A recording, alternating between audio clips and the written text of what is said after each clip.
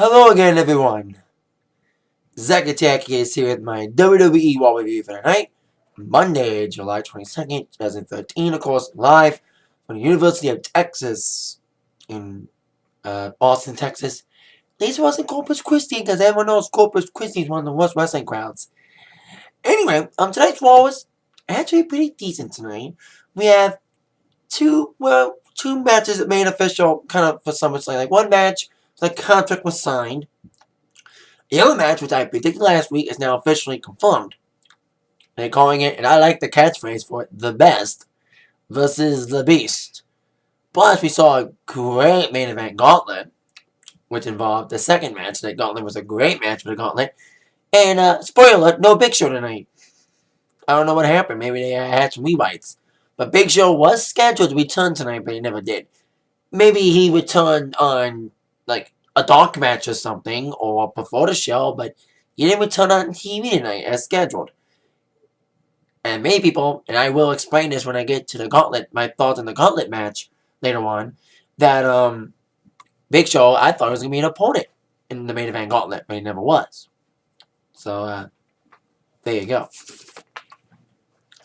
So, see what happened with that gauntlet, like I mentioned, and other things happen tonight. Let's get started with, well, Bryan with the same intro he had last week, with the lights out, the big drum roll. And we began with the contract signing, like I mentioned. That Cena and Daniel Bryan was made official with the contract signing this evening. Like John Cena was questioned by Brad Maddox. Brad Maddox was like, why did you choose Daniel Bryan? He's not big enough. He's not strong enough. He's weak, blah, blah, blah, blah, blah. And I agree with what I think the commentators said. And I think Triple H said it too, that Brad Maddox is getting words fed by Vince. I think Vince is the one, because I think everyone knows Vince is one of the guys that hates short guys sometimes. Tell that to Punk. Punk was one of those guys like D. Bryan that was held back, and Vince McMahon was one of those guys that was like, he's too small. He's not a big muscle guy like John fucking Cena, Super Cena.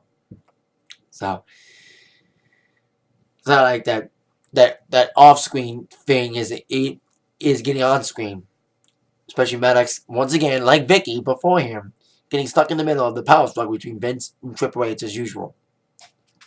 Now, as Maddox was making the contract signing, Cena's like, I picked Daniel Bryan because you don't have to be the biggest, you don't have to be the strongest, you have to be the passionate guy. You have to be the most athletic guy. He is one of the best guys right now. He's like, D. Bryan, you're not going to get a handover from me. I am going to be as strong as I am, and you say you're the best guy going today, well, the best isn't good enough. Especially when it says in my contract that I must beat guys like you. Because I'm Super Cena. See, that's what I'm saying. Like Cena's like, oh, the best isn't good enough, especially when there's a clause in my contract that says John Cena must win every fucking match because he's Super fucking Cena, most egotistical prima donna bitch that there is. Like, nothing against him as a person, but as a character, he's like Hulk Hogan. Hulk Hogan never got anyone get over him. Same with Cena. If Cena does allow Daniel Bryan to beat him, I'll applaud Cena. But in my mind, I know Cena's ego. He would never let someone like Daniel Bryan beat him. Or if Daniel Bryan does beat him, I would not be surprised, and I'll be pissed if this happens. If Daniel Bryan wins at SummerSlam, and Randy Orton cashes money in the bank on him, I'll be fucking like, it would be the biggest screw job since they screwed Dolph Ziggler out of the championship back at Payback. Anyway, like Brad Maddox is like, hey, Daniel Bryan, you haven't proved to me that you're the guy. So tonight you're going to go through a series of matches. He should have just said gauntlet. That's what it was. A gauntlet match, like I said. He will take on 3 mystery opponents, which will be our main event. So we'll find out who those mystery opponents were and what, as I mentioned, beginning of this video with no Big Show tonight. So there you go. With begin with that segment with our first matchup. Sheamus against Alberto Del Rio, of course, non-title. These two had a feud last year in okay matches, and now the feud's reignited just for this one match. And Sheamus, he had a big bruise. The bruise the size of Texas on his left thigh because of the Money in the Bank match. He wasn't on Raw last week because of that injury. And basically, Alberto always likes to target. And you've seen Alberto's matches. He always goes for a certain party part to target on. he usually focuses on the arm, for the cross-arm breaker. But in this case, in other cases, he focuses on an injury. In this case, Sheamus's bruise. Basically, Alberto basically punished Sheamus throughout the entire match, kicking at the thigh the entire match, focusing on it.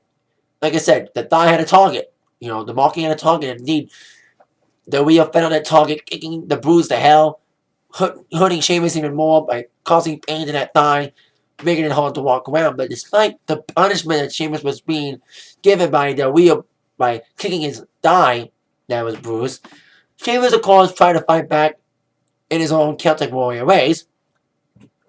But, of course, trying to fight back with some offense. And, of course, going for his big moves, including the white noise. But, of course, the wheel counted out of that at every chance he could get. Every chance he can get. The wheel got back up and, of course, went for that thigh yet again. Like I said, it was beating it like a target, like he did to Dolph Ziggler's neck. Another occasion when the wheel doesn't go for the arm, he goes for the injury like he did to Dolph Ziggler, like I mentioned, when he got screwed, in my opinion. Anyway, like I said, Sheamus did do like the Celtic cross at one point. He was going for a brogue as well, but of course Alberto kind of got out of that. And he got to do the cross-arm breaker. But as Sheamus was going for white noise again, Del Rio countered it with a roll-up, using the injured knee to hook it for the pin and the win. But Del Rio getting the victory over Sheamus in his opening matchup to begin Monday Night Raw this evening. Now on with our next segment, which involved a interview segment. Now, Vicky got fired from being Raw's GM 2 weeks ago. And there was many rumors that she may come back as the manager for Ryback. Because she's not the manager for Ryback. She is a manager. The general manager of SmackDown now. And Booker T and Teddy Long won an interview because Booker T's been out for a few months after being, had surgery and whatever. And, got the bicep injury. And he and Teddy Long had their problems. And now they're probably starting a feud. So we'll see what happens there. Now on to the first of 2 singles matches involving both members of the PTP Primetime Players. In my mind, I've said this before, many of my reviews, that I wish the PTP would be pushed level. They got colorful personalities. I like both of them as wrestlers and as a tag team, and they were focusing on singles. And we saw the first of the singles matches with 2 guys I actually like as well. Addis O'Neil taking on Christian. I like Christian, and remember at Cedar Rapids, Iowa, I mentioned that crap when I talked about Corpus Christi sucking. A couple weeks ago, Cedar Rapids did it to Christian. Same thing tonight. Like, Christian was like, come on, man, cheer me. Like he did Dan Bryan. They cheered the hell for Daniel Bryan. The huge chance for D. Bryan throughout the evening. He deserved it, by the way. Especially in his performance tonight in the gauntlet. Anyway, Christian, of course, dominated the early half till indeed Titus, with his brute strength and power, dominated the later half of the matchup with some great offense. And Titus looked very good in his matchup, actually. He had some decent moves from this guy. He really took it to Christian the first half of the matchup, later half of the matchup. I really thought Titus O'Neil looked very good in this matchup. And then, of course, Christian made the comeback with his high-flying, high-octane moves. And he went for the kill switch once. And then he, Titus O'Neil countered that. And then Christian punched D. Young, who was at the middle, who was on the apron. Like, he punched D. Young out of the apron after he got counted out of the kill switch. And Titus tried to capitalize on that kill switch. And a 1, 2, 3 pin attempt by Titus at that distraction, but it didn't help. And at one point in the match as well, Titus O'Neil was too busy showboarding. Like I said, Titus looked very good in this matchup, but unfortunately showboarding, especially blowing the whistle at Christian's face, and the turnbuckle went to his downfall. After, like I said, the first attempt at a kill switch failed after Darren Young tried to get involved. And despite the distraction for the first attempt at the kill switch, Christian did attempt the kill switch for the second time. Second time was the charm, and a 1, 2, 3 victory for Christian. So like I said, Titus looked very good in this matchup, proving my point yet again that Titus and Darren Young should go for tag team titles, and who knows, maybe singles gold. But I think Darren Young should go for singles gold. Not titles, but we'll see what happens there. So there you go. Christian gets the victory against Allison here in an okay, decent matchup there. Now on to the next segment, which involved Mark Henry. Is this just me as Mark Henry? Oh, he's kind of officially face now. Especially after what happened last week with his attack by the Shield. Like the Shield attacked Mark Henry. So like I said, apparently I heard that they were supposed to do a spot with Mark, like a little skit with Mark Henry and Cena last week, but decided to squash it because they were going to do the whole Daniel Bryan John Cena reveal for the main event for SummerSlam. So they got rid of the John Cena Mark Henry spot, and that's where you saw what happened last week with Mark Henry getting attacked by the Shield, starting this new program with Mark Henry now turning face again for the first time in several years. So Mark Henry came out, talking about. And of course, a perfect way to emphasize the face turn, then have the face turn be complete in his home state of Texas. Of course, Silsbee, Texas is his home. And of course, got the cheap pop. I thought he was going to say, I was born in Texas, but I hate Texas. Still being heel. But of course, Mark Henry is now kind of a face now. So, Mark Henry talked about being from Texas and of course, talking about the Shield with their attack last week. And indeed, despite the Shield taking him on last week, Mark Henry wants a piece more. He wants to show the Shield what he do when he's 100%. So Henry called out the Shield, and he got the Shield. And like last week, the Shield went on the attack early. Of course, the usual 3-on-1 attack. And also like last week, Mark Henry tried to counter out of that 3-on-1 attack, trying to start fighting back. Not letting the numbers game get to him, but indeed, like last week, the numbers game got to Mark Henry. But, unlike last week, Mark Henry got help this week. The Usos came out to even it up, even the odds a little bit, make it 3-on-3. Coming in to rescue, beating up Reigns, getting him out of the ring before taking care of Ambrose and Rollins. Before, indeed, splashing Rollins in the corner, double splash, but Usos set up Rollins to get splashed, but Reigns to get splashed by Mark Henry. Then tossing him out of the ring. So, we get 2 official matches made for SummerSlam, but it could be another match made official soon. A possible SummerSlam match. Mark Henry teaming up with the Usos take on the Shield in a 6-man tag. I kind of thought that 6-man tag would happen tonight. But then I thought maybe they're saving that 6-man tag for SummerSlam. So there you go. Possible 6-man tag for the SummerSlam team with the Usos teaming up with Mark Henry against the Shield. Speaking of possible SummerSlam matches, on with our next match, which involved Dolph Ziggler.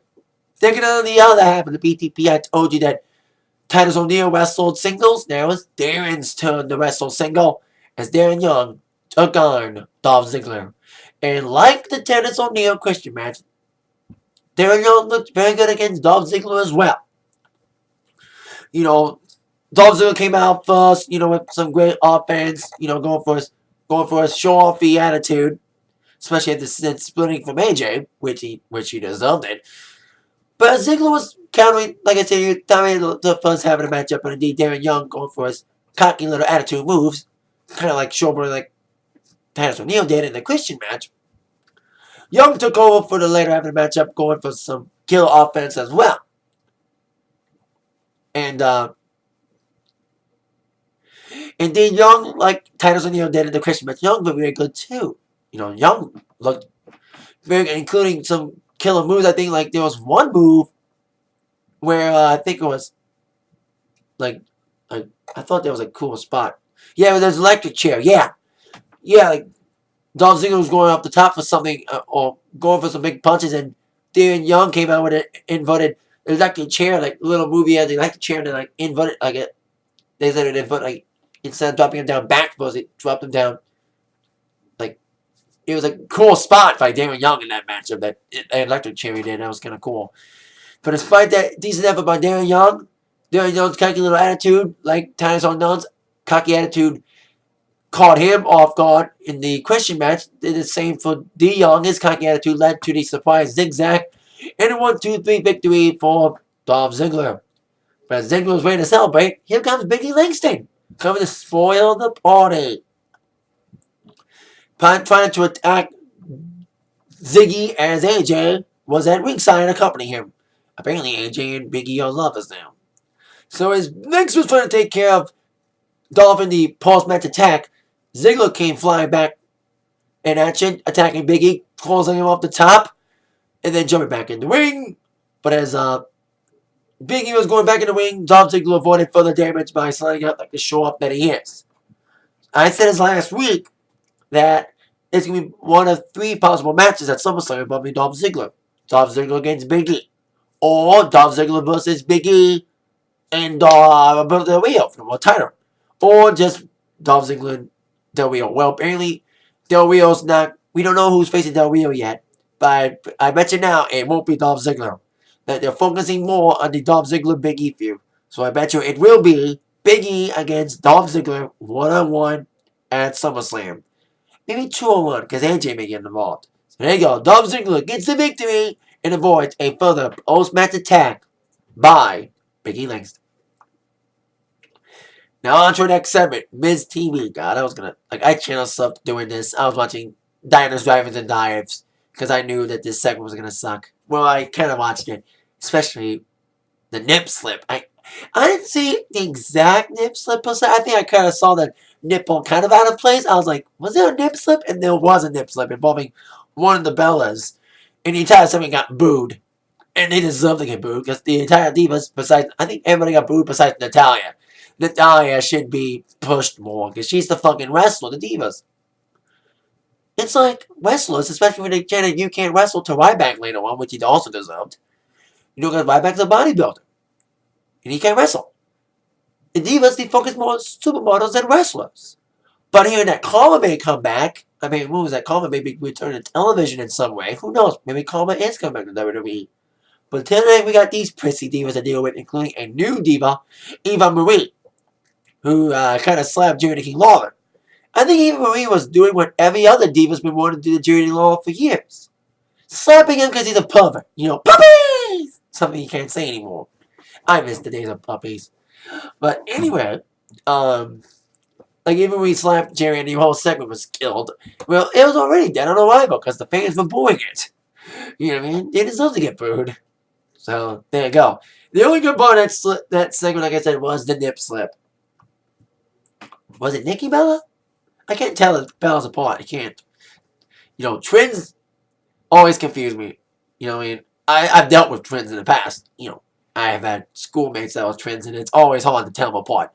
Unless you know that one thing that separates one from the other. You know, and there's a couple of twins I can tell who's who, but there's some I just can't tell. Like these 2 twin sisters named the Peters sisters, Dana and Danielle, they both looked real alike. You know, same with the Ocean twins. You know, you can't tell which one's which. Well, maybe you can because one's skinnier than the other. Because Mary Kay had an eating disorder. Sad to hear that though. But anyway, with that little off-topic little thing out of the way, we turn to topic with wrestling, with Damien Sandow ringside to watch his former BFF. Speaking of matches possibly for SummerSlam, Cody Rhodes, I also predicted that.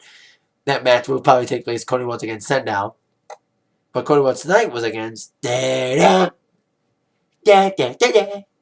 Sylvania's birthday, Fandango. Anyway, Fandango, actually Fandango looked okay tonight. You know, there was some decent fans responding. There was a lot of Fandango that I've seen at other cities, well, besides New Jersey last week. I mean, Brooklyn last week. Anyway, with Sandow at ringside commentating, Cody went for his, for his high offense moves. You know, Cody looked good in this matchup as well. But of course, Fandango, I think Fandango's gotten a little better as a wrestling. I think he's gotten better as an in-ring performer, not just a dancer. You know, he did do some dancing moves to avoid contact with Cody throughout the match, but he did some decent moves there. As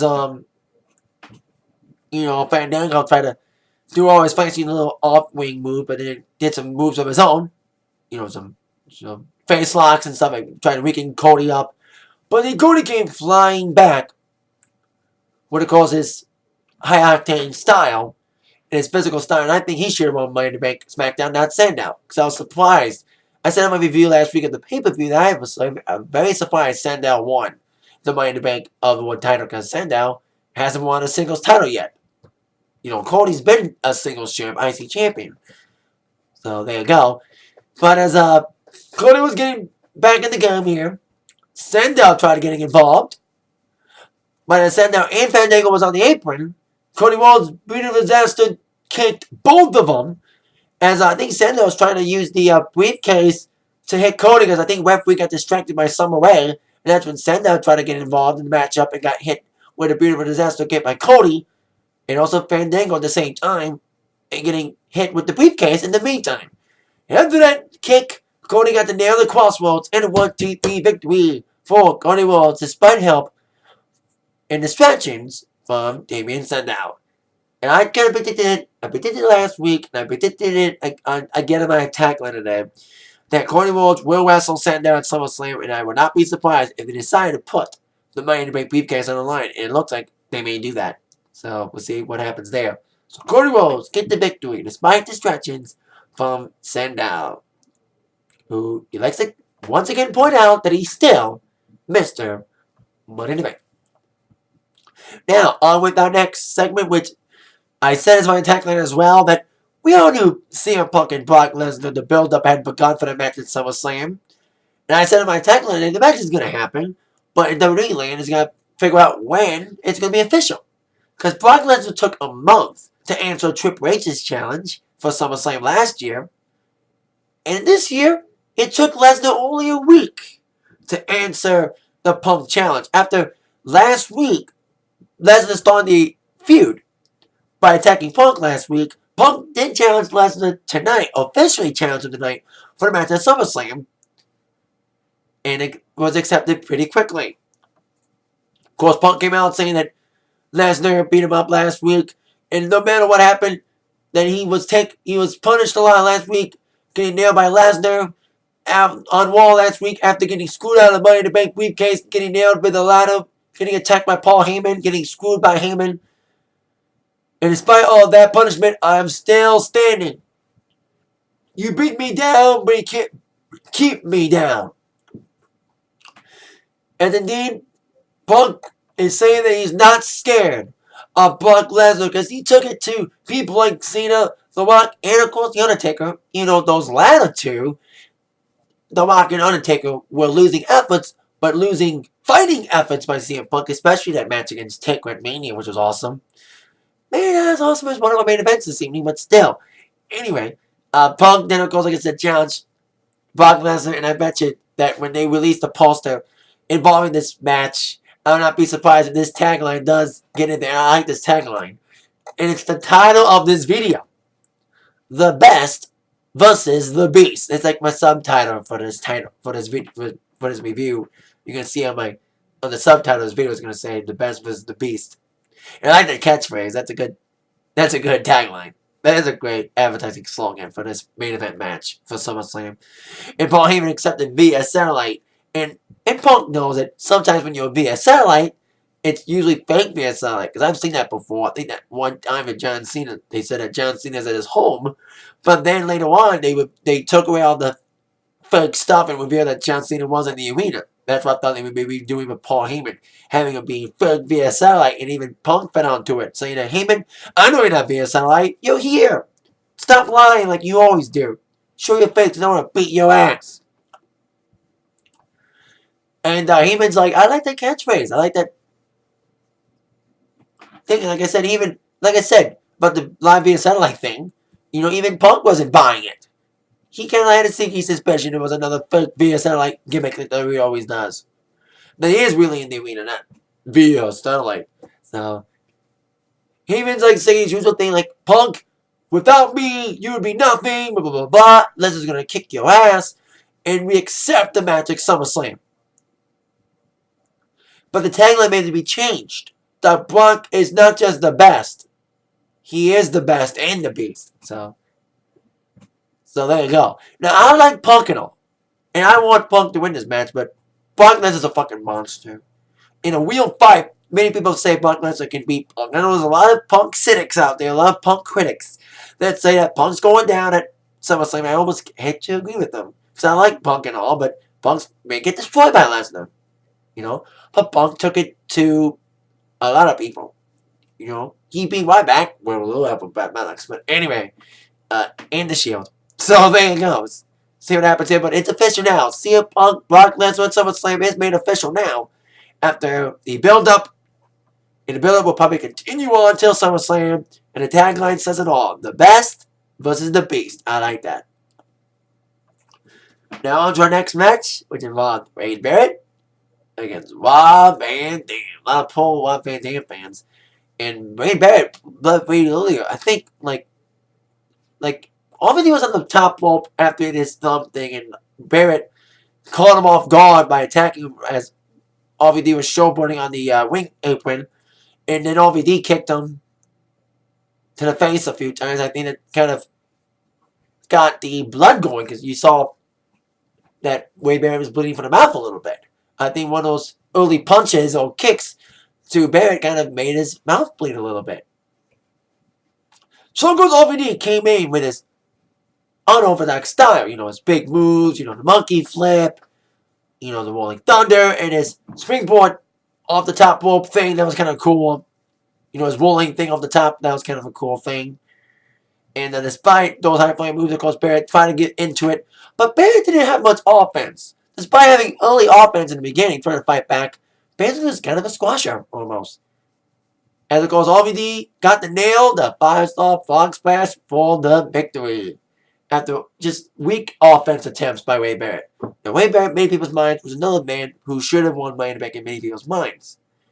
You know, Wade Barrett should have won Money in the Bank, should have been the next world champion. Then he lost to Rob Van Dam cleanly and with not much offense. Now, who knows? Maybe Barrett's, you know, going down the drain when it comes to his career. And it's been going down a downward spiral ever since he lost the IC Championship earlier this year.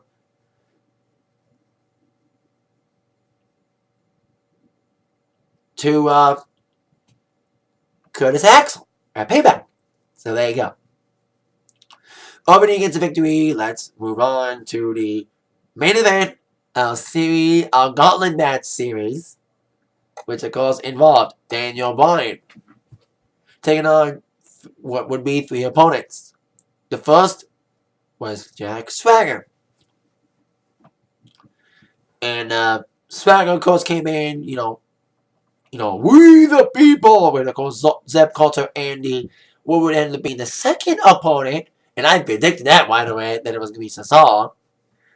And, you know, like, Swagger did come in with his big moves as well, you know, like, D-Bike tried to get on the wall early, but then Swagger did all of his big moves with the shoulder block and, of course, the Swagger bomb.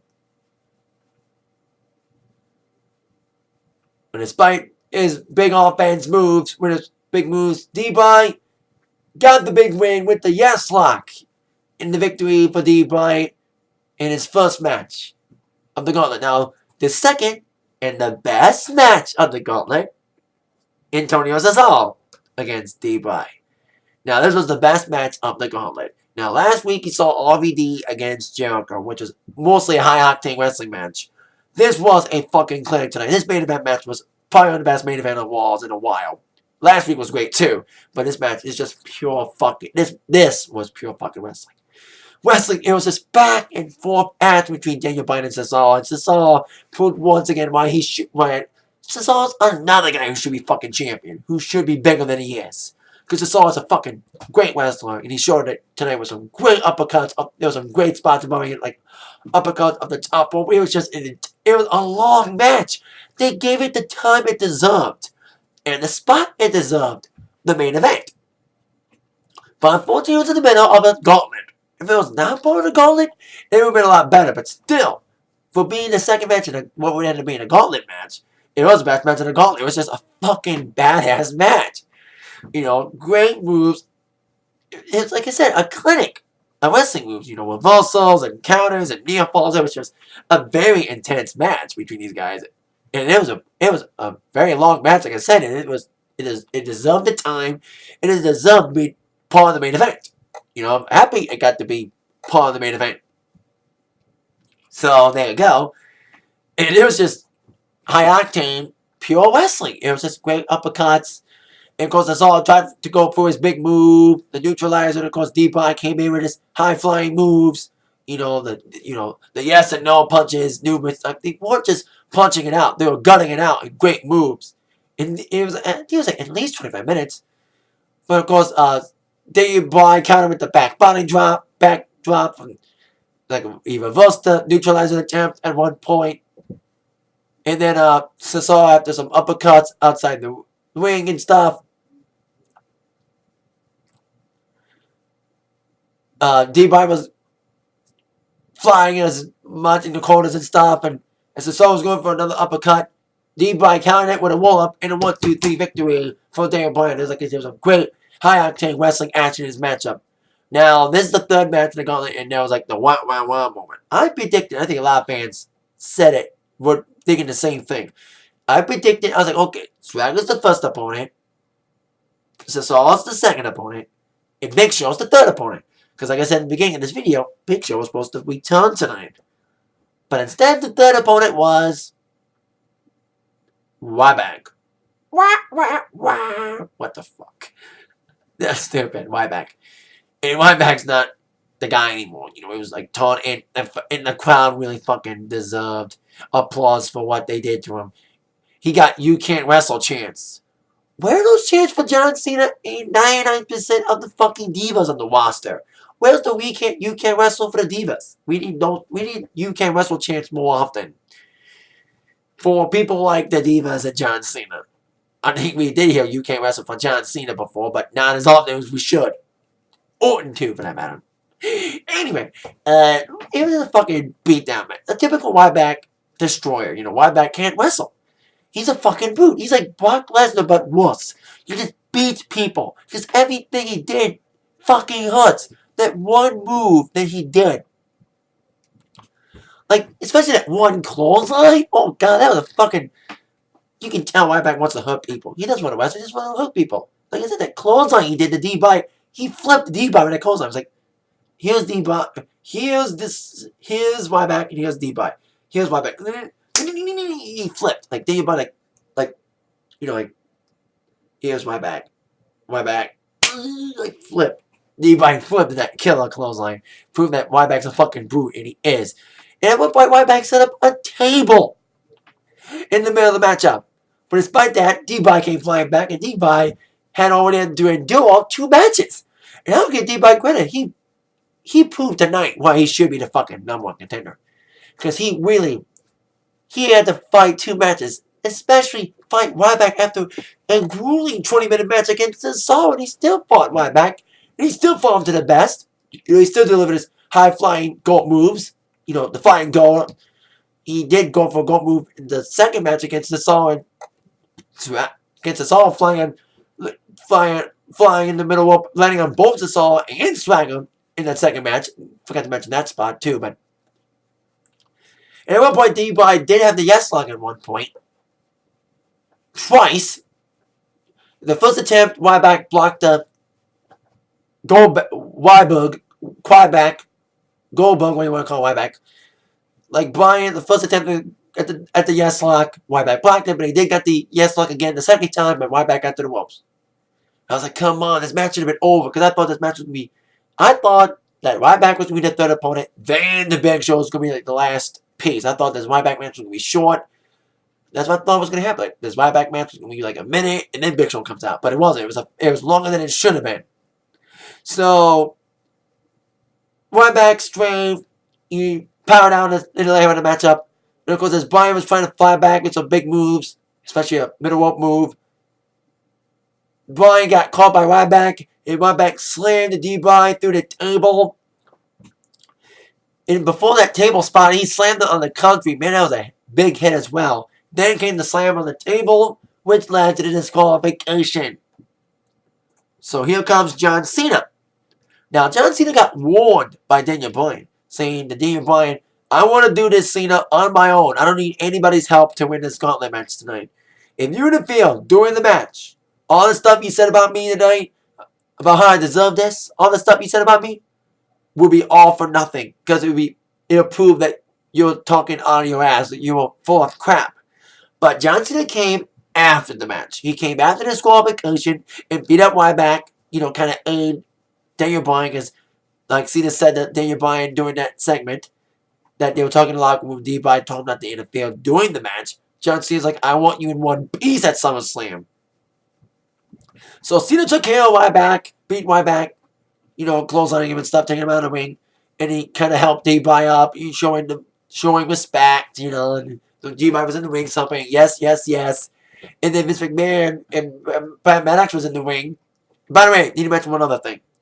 After the Cesaro win, after Daniel Bryan beat Cesaro, before it was revealed that Ryback was the third opponent, Brad Maddox was standing backstage talking with the third opponent and talking with Alex Riley. Wow, Alex Riley's still hired?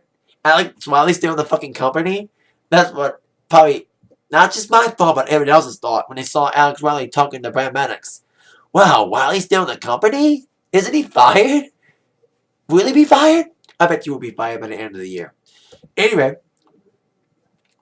because like I said, I also said it's later on, but Brad Maddox wanting D by to prove himself, putting on his gauntlet match, saying he doesn't deserve it. He's not just, I don't think he's talking for himself, he's talking for Vince McMahon, like I said. And Vince McMahon talked to Brad Maddox after the match, saying that John Cena would take on Ryback in a tables match. After Cena kind of attacked Ryback after he beat up Daniel Bryan, Cena was like, I want you Ryback in a tables match. So John Cena Ryback feud is rehashed for 1 week only, with John Cena taking on Ryback next week on Raw in a tables match. But then Daniel Bryan didn't prove to Vince McMahon. Vince McMahon thinks that Daniel Bryan didn't prove to him he's number one contender. Yeah, right. He fought 3 matches, including a long second match with Cesaro, which was fucking awesome.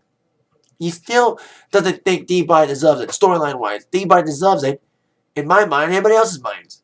And Vince McMahon, being an egomaniacal self like Cena is, doesn't think a small, puny guy like D. Bryan deserves the championship. Then why was Punk champ for a year?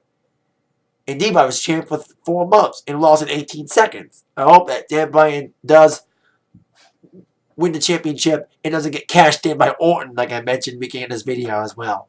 Anyway, Vince McMahon put D. Bryan in the match also next week against the returning Kane. Kane got attacked by the Wyatt family. We didn't see Wyatt family this week. Surprised, but still. Because they're taping Raw tomorrow night. They're doing Raw this week live. And since they're touring Australia and Africa next week, they're going to do a taped Raw for next week. Raw will be taped tomorrow night. For next week. So, we'll see John Cena against Ryback in a tables match. Daniel Bryan against Kane. And hopefully we'll see Big Show this next week. After not being used this week. We'll probably find out some backstage stories about why Big Show wasn't used. Because I thought I'd be the third opponent for Daniel Bryan in the gauntlet match. But we'll see where Big Show fits in this equation next week. Hopefully he'll be on it. Because they advertised him and he didn't show up. Or he's not the Big Show, he's the No-Show. That is it for my WWE Raw review for tonight. With that in mind, you've been attacked by the review from Zach. Thank you all very much for watching. Have a good night. See you all later. Yeah.